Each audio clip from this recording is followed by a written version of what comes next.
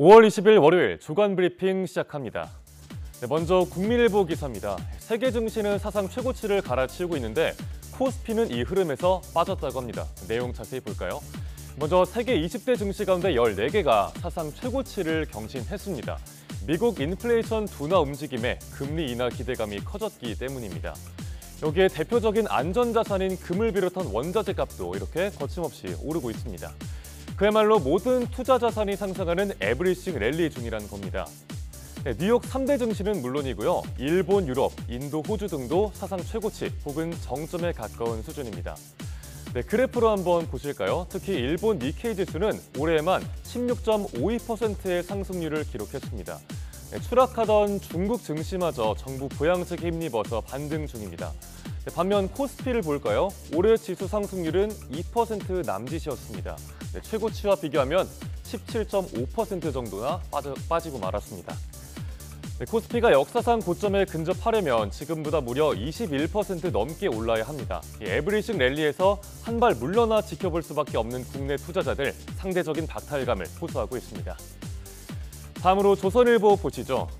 직장 내 괴롭힘, 상사의 갑질은 들어봤는데 여기에 후배들의 을질도 포함이 된다고 합니다. 법원과 중앙노동위원회에서 을질을 직장 내 괴롭힘으로 인정하고 있는 겁니다. 어떤 사례들이 있는지 볼까요? 먼저 따돌림형이 있습니다. 팀 총괄 책임자가 어린 여자 상사라는 이유로 근무 일정을 알리지 않고 팀원들도 동조하도록 한 겁니다.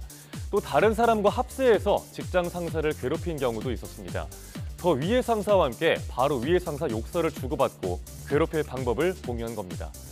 몰아내기 형도 있습니다. 나이가 더 많은 하급자들이 나이가 어린 총괄 책임자의 사임을 요구한 사례입니다. 현수막 걸고 연판장 돌리고 피켓 시위하고 여기에 홍보물까지 돌렸다고 합니다. 이렇게 직장 내 괴롭힘 제도를 악용하는 을질이 늘고 있죠. 갑질과 을질 모두 직장 내 질서를 어지럽히는 괴롭힘 행위, 있어선 안 되겠습니다.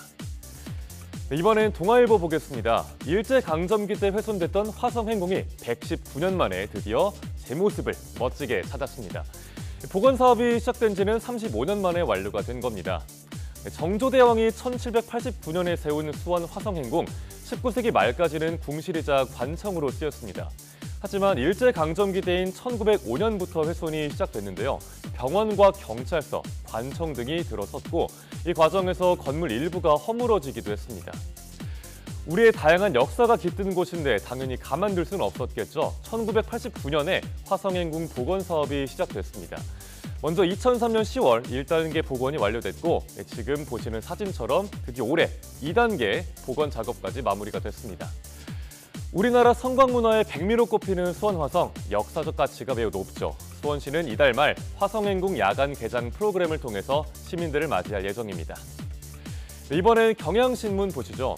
요즘 경복궁 근처에 가면 이런 풍경 많이 보실 겁니다. 알록달록한 한복 드레스를 입은 외국인 관광객들이 옹기종기 모여서 사진을 찍으면서 추억을 남기고 있습니다.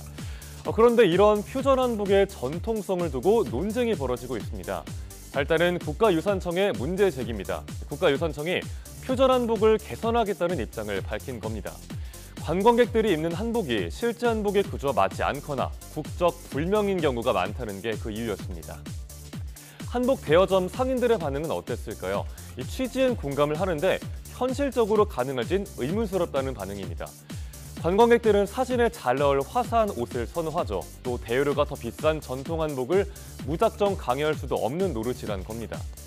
한복 트렌드 변화를 자연스러운 현상으로 봐야 한다는 의견도 있습니다. 이젠 놀이 문화처럼 자리 잡은 한복 입기 체험, 지나친 엄숙주의 잣대를 적용하는 건 지양해야 한다는 지적도 신문은 함께 담고 있습니다.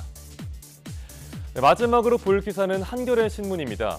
경복궁 못지않게 인기 많은 관광 명소 근처에 북촌 한옥마을도 있죠. 그런데 이곳 한옥스테이를 방문하는 무례한 일부 관광객들 때문에 주민들이 다 몸서리를 치면서 동네를 다 떠날 판이라는 내용입니다. 현재 서울에서 영업 중인 한옥체험업소 대부분은 서울 종로구에 몰려 있습니다. 그중 절반가량은 북촌 일대에 집중돼 있고요. 서울시는 4년 전 북촌 지구 단위 계획을 재정비했습니다. 그런데 이게 발단이 돼서 기업형 한옥체험업소가 우후죽순 생겨났습니다. 한밤중에 차를 타고 좁은 골목까지 들어와서 잠을 깨우거나 술에 취해서 고래고래 골목에서 고성방가를 하는 일도 자주 있다고 합니다. 북촌 주민들은 서울시와 종로구에 한옥 체험업이 더 들어오지 못하게 해달라고 요청하기도 했습니다. 주민들의 스트레스는 이만저만이 아닌 상황이죠. 서울시는 주민과 업체들이 상생할 수 있는 방안을 마련하고 있다는 입장입니다. 다만 지구 단위 계획 재정비는 추후에 재검토하겠다고 밝혔습니다. 5월 20일 아침 신문 살펴봤습니다. 지금까지 주간 브리핑이었습니다.